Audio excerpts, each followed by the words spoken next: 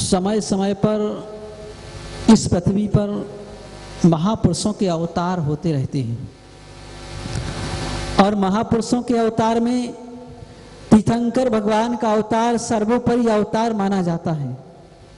उसके बाद अगर किसी का अवतार होता है तो है चक्रवर्ती, नारायण, बलभद्र और पति नारायण, इनके अवतार विशेष माने जाते हैं। लेकिन कभी कभी कोई विशिष्ट पुण्यवान जीव ऐसे आ जाते हैं कि जो इन पदों पर ना होते हुए भी अपना काफी ऊंचा नाम करके चले जाते हैं। उनमें से एक कामदेव हुए हैं जिनका नाम हनुमान है, जिनके जन्म की कथा सुनते हैं तो आश्चर्य होता है कि ऐसे भी कामदेव होते हैं कि जिनका जन्म देखा जाए तो कहां हुआ था? एक गुफा में। तो मातंग मालिनी नाम का एक वन था, उस वन की गुफा में जिनका जन्म हुआ, जिनसे तद्भव मोक्षगामी जीव पैदा हो रहे हैं, वह मां दर दर की ठोकरें खा रही है, उसका कोई स्थान नहीं मिल रहा है। विवाह हुआ, पति ने छोड़ दिया, 22 वर्ष तक ठोकरें खाई, जैसे तैसे करके मिलन हुआ तो ऐसा कलंक लग गया कि इधर सास ने भी छोड़ दिया, उधर माता पिता ने भी छोड़ दिया। अब जाएं तो कहां जाएं? लेकिन जब कोई विपत्ति आती है तो कहीं ना कहीं से एक दरवाजा जरूर खुला रहता है। ऐसी विपत्ति में भी उसे एक साथी मिल गया। कौन मिल गया? उसकी ही सेविका, वो हमेशा साथ दिया जिसने। और मित्र सच्चा वो ही होता है जो विपत्ति काल में, मध्यम काल में और उत्सव के काल में, तीनों कालों में साथ देता रहे, वही सच्चो मित्र है। और जो मित्र होकर के भी दुख दे, वह मित्र नहीं, वह शत्रु है। तो ऐसा समय समय पर कि उनका भी पुण्य था, उनको भी एक मित्र मिल गया और वह भी जंगल में गुफा के अंदर जैसे ही उसने सोचा कि अब हमारा कहीं स्थान नहीं है, कहीं हमें सहारा नहीं नजर आ रहा है, तो कहां जाएं? ऐसी स्थिति में वह जाकर के उन्होंने कहा अब जंगल ही अपने लिए सहारा है, जहां इंसान का मुंह देखने को नहीं मिलेगा। और उनका योग जब होता है तो ऐसी वह जंगल की एक गुफा में पहुंची और वहां जाकर के उसने देखा कि गुफा में एक रिद्धिधारी मुनिराज विराजमान है। अमित गति नाम के मुनिराज, जो कि रिद्धिधारी मुनिराज थे। और अहो भाग्य कि संकट के समय अगर मुनिराज के दर्शन हो जाएं तो समझो कि अब समय अच्छा आने वाला है। जैसे जब महाभारत प्रारंभ होने वाला था तो श्री कृष्ण से अर्जुन ने पूछा कि देखो दोनों ओर बराबरी के बड़े बड़े योद्धा हैं, वहां भी कोई कम नहीं है, दुर्योधन के पास भी कर्ण जैसे महायोद्धा है और अपने पास भी कोई कमी नहीं है, लेकिन ये तो बताओ कि इसमें जीत किसकी होगी? जिस समय उन्होंने पूछा तो कहा देखो सामने से कौन आ रहे हैं। सामने से देखा, बोले 2 मुनिराज चले आ रहे हैं, दिगंबर संत। बोले अगर कोई बात पूछते समय संतों के दर्शन हो जाएं तो समझ लेना कि सफलता निश्चित है। तो ऐसे ही वहां पर भी और अंजना को भी अमित गति मुनिराज के दर्शन उस वन में हो गए। जंगल में दर्शन पाकर के वह भी धन्य हो गई कि मुझे अहो भाग्य हमारा कि इस जंगल में दर्शन मिल गए। और उस बसंत माला ने, जो उनकी सेविका थी, उसने कहा अच्छा है अवसर, इससे अच्छा क्या अवसर मिलेगा? और ने कहा अब इनका भी भाग्य पूछ लो क्या होने वाला है, क्योंकि बताने वाले ज्योतिषी मिल ही गए हैं, तो छोड़ो क्यों बात को। तो उन ज्योतिषी को पा करके उन्होंने उनका भाग्य भी पूछ लिया। बोले बताओ तो सही क्या भाग्य होने वाला है। मुनिराज ज्ञानी थे, अवधि ज्ञानी थे, उन्होंने कहा सब अच्छा होने वाला है, थोड़े ही समय में इस सारे का सारा संकट टलने वाला है, दूर होने वाला है। उनका भी अहोभाग्य जागा और वहां पर भी एक ऐसा हनुमान का जन्म हुआ जंगल की गुफा में, और जिस समय उस गुफा में जन्म हुआ तो अंधकार प्रकाश में बदल गया। और जन्म होने के बाद जब वह जाने लगी तो अचानक से उसके मामा का मिलन हो गया। जब मामा से मिलन हुआ तो मामा ने जब परिचय निकला कि कौन है आप, कहां से हैं, उसने अपना जब परिचय दिया कि मैं राजा महेंद्र की पुत्री और राजा प्रहलाद की पुत्र वधू पवनजय की पत्नी हूं, तो जो उसके मामा उनको मिले हुए थे, प्रतिसूर्य नाम के मामा, और निकारी तुम तो हमारे ही रिलेशन में हो। पहले तो आश्चर्य की बात यह होती है कि क्या लोग अपने वालों को भी भूल जाते हैं।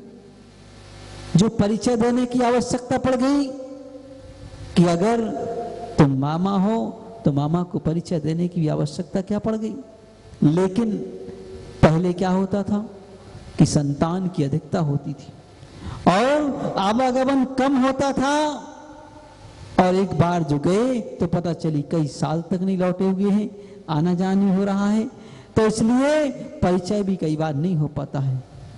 तो उस अपरिचित स्थिति में, और दूसरी बात ऐसी भी आती है कि अगर जब उनका विवाह हुआ होगा तो क्या मामा को नहीं बुलाया गया होगा कि तुम भी आओ, फिर परिचय पूछने की क्या आवश्यकता पड़ गई। तो हो सकता है कि वही ना बुलाया गया हो। तो इस तरह जब उन्होंने परिचय दिया कि नहीं तुम तो हमारे ही हो, तो उन्होंने कहा चलो हमारे साथ। और जैसे हनुमान जी को विमान में बिठाया, विद्याधर तो थे, तो वह एक दिन का जन्मा हुआ बालक उस विमान से खेलते उछल करके नीचे कूद गया।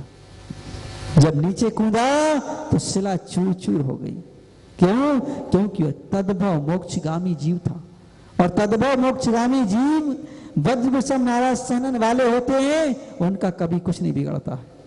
चाहे युद्ध हो, चाहे कहीं से पर्वत हो, चाहे शिला हो, चाहे समुद्र हो। तो वह शिला टूट गई, चूर चूर हो गई। उसी से हनुमान जी की प्रसिद्धि हो गई, हनुमान का नाम प्रसिद्ध हो गया। आखिर हनुमान किस नाम से जाने जाते हैं कि ये वही है जिनके कूदने से शिला चूर चूर हो गई थी। ऐसे है हनुमान का जन्म हुआ और उनका लालन पालन अपने मामा के यहाँ हुआ। हनुरह नाम का द्वीप था, इसलिए उनके मामा ने भी उसका नाम हनुमान रख दिया।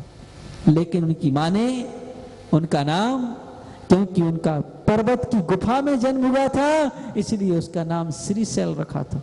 शैल का मतलब होता है पर्वत।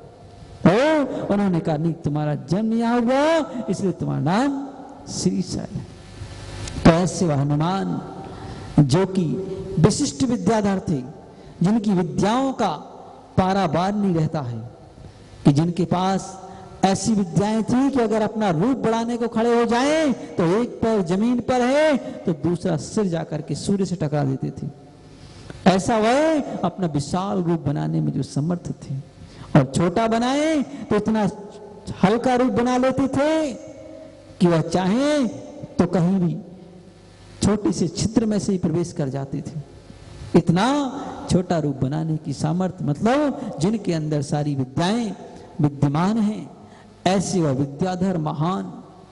और वह रावण के भी लोग कहते हैं कि हनुमान के बारे में कि ये बंदर हैं। बंदर नहीं है, बानर उनका वंश था। बानर वंशी विद्याधर हैं, और विद्याधर सभी क्षत्रिय होते हैं, और क्षत्रिय हमेशा नियम से राजा होते हैं। तो ऐसे वह क्षत्रिय, रावण भी क्षत्रिय था, और ऐसे वह क्षत्रिय लोग और विद्याधर होने के नाते ये सब आपस में एक दूसरे के संबंधी थे। रावण के भी संबंधी थे हनुमान जी। लंका वह ऐसा नहीं था, लोग कहते हैं हनुमान जी की खोज करने लंका, रावण हनुमान जी पहली बार गए रावण की लंका सीता जी की खोज करने, ऐसा नहीं। अरे लंका तो उनका आना जाना ही बना रहता था, क्योंकि रावण उनके सुसर थे, मामा सुसर थे रावण। तो रावण की जो बहन थी चंद्रनखा, उसकी पुत्री हनुमान जी को दी हुई थी। तो उनका तो आना जाना लंका में घर जैसा था, कभी भी चले जाते थे, कोई अलग से जाने की आवश्यकता नहीं, कोई पहचान करने की आवश्यकता नहीं। लेकिन वह जब पुण्य का योग रहता है तो व्यक्ति साथ देता है, और जब रावण का पुण्य क्षीण होने लगा तो अपने वालों ने ही साथ छोड़ना प्रारंभ कर दिया, और उनसे ज्यादा पुण्यवान व्यक्ति सामने आ गया तो राम का लोगों ने साथ देना प्रारंभ कर दिया। तो इस तरह जिस समय उन्होंने ये सब कार्य किया, और रामचंद्र जी जिस समय दुखी होकर के उस वनवास में भ्रमण कर रहे थे, और भ्रमण करते हुए जब सीता का हरण हो गया तो व्यक्ति, दुखी व्यक्ति का आदमी साथ देने के लिए शीघ्रता से तैयार हो जाता है। तब ऐसे हुआ कि सब लोग राम का और देखने भी लिया कि ये पुण्यवान जीव है, ऐसे साथ नहीं दिया था, पहले परीक्षण कर लिया। क्या परीक्षण किया था? क्योंकि निमित्त ज्ञानियों ने बतलाया था कि रावण की मृत्यु किससे होगी, उन्होंने कहा जो कोटि शिला को उठा देगा वो रावण को मारेगा। तो लक्ष्मण बोले चलो, कहाँ है वो कोटि शिला, मैं उठाता हूं, और उसको कोटि शिला को लिया और अपनी जंघा तक उठा दिया।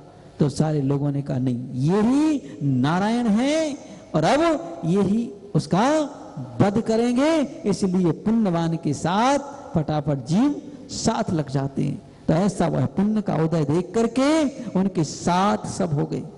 और जब राम दर दर की ठोकरें खाते फिर रहे थे, दुखी थे, तो दुख में साथ निभाना अच्छे लोगों का काम हुआ करता है। काहे कि सादगी से बड़ा कोई श्रृंगार नहीं होता, सादगी से बड़ा कोई श्रृंगार नहीं होता, और नम्रता से बड़ा कोई व्यवहार नहीं होता। तुम्हारी वजह से किसी की आंख में आंसू आ जाए, इससे बड़ा कोई पाप नहीं होता, और तुम्हारे लिए किसी की आंख में आंसू आ जाए, इससे बड़ा कोई पुण्य नहीं होता। और जिस समय राम दर दर की ठोकर खाते घूम रहे थे, दुखी थे रावण की वजह से, तब जाकर के हनुमान जैसे साथी मिल गए, और उन्होंने कहा चलो स्वामी आपका क्या काम करना है, और खोज करने के लिए बचा दिया कि चलो हम तुम्हारी खोज करवा देते हैं। और उस खोज के लिए पहुंच गए। उन्होंने राम का जो साथ निभाया, उस साथ को देख करके आश्चर्यजनक साथ, कि ऐसा अगर कोई साथी मिल जाए तो हर कार्य आसान हो जाता है, और साथ भी साथ साथ भक्त भी। तो ऐसा वह साथ निभाया।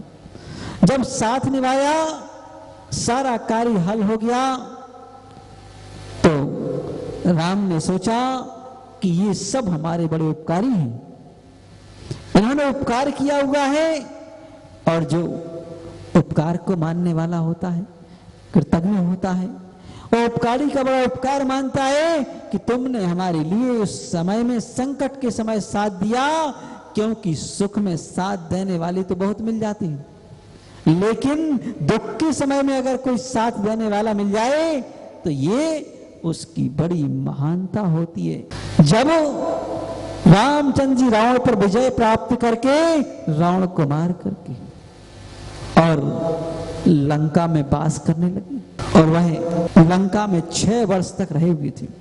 6 वर्ष तक रहने के बाद जब वह एक नारद जी उनकी सूचना लेकर के आए कि आप तो यहीं पर बस गए, मानव का ऐसा स्वभाव होता है कि दुख के बाद अगर सुख आ जाए तो मानव पिछले दुखों को भूल जाता है, स्वाभाविक बात है। क्यों? क्योंकि वह विस्मृति इसके साथ लगी हुई है। तो राम के साथ भी ऐसे हुआ कि जब सारी अनुकूलता हो गई, सीता भी मिल गई, शत्रु को भी परास्त कर दिया, सारे राजा भी चरणों में झुक गए, तो उन्होंने वास किया तो भूल ही गए कि आखिर हमें भी कुछ करना है, हमें कहीं जाना है, हमने भी किसी से वादा किया है लौट करके आने का, ये बात भूल ही गए। किससे वादा करके आए थे लौट कर आने का? वह अपनी माता कौशल्या से वादा करके आए थे कि मैं शीघ्रता से लौट करके वापिस आऊंगा, लेकिन जब यहां अनुकूलता मिली तो यहीं पर सब कुछ भूल गए। तो जिस समय उस अयोध्या में नारद जी पहुंचे, उन्होंने कहा चलो राम के भवन में चलते हैं, राम को देखा है कैसे है। और राम को देखने गए तो वहां की स्थिति को जाना तो बड़े दुखी हुए। उनकी मां ने कहा नारद जी आपने तो खबर लेना ही छोड़ दिया हमारी, आप तो आने ही छोड़ दिया, क्या हमको भूल गए आप? नारद जी बोले भूले नहीं है आपके लिए, मैं तो देशांतर के लिए चला गया था और वहां पर विदेश क्षेत्र में भगवान के पंच कल्याणकों को देख रहा था, इसलिए मैं वहां रह करके व्यस्त हो गया, यहां तक नहीं आ पाया।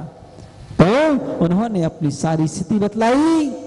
तो जब स्थिति को जाना तो उन्होंने कहा देखिए, जो व्यक्ति सच्चा किसी का साथी होता है वह दुख में साथ निभाने के लिए तैयार हो जाता है। नारद जी ने कहा चिंता ना करो, मैं अभी खोज करके लाता हूं। और वहां जाकर के उनको मालूम नहीं था कि लंका कहां पर है, क्योंकि नारद भी आकाशगामी होते, वह भी सारा समुद्र पार करके खोजते खोजते लंका पहुंच गए।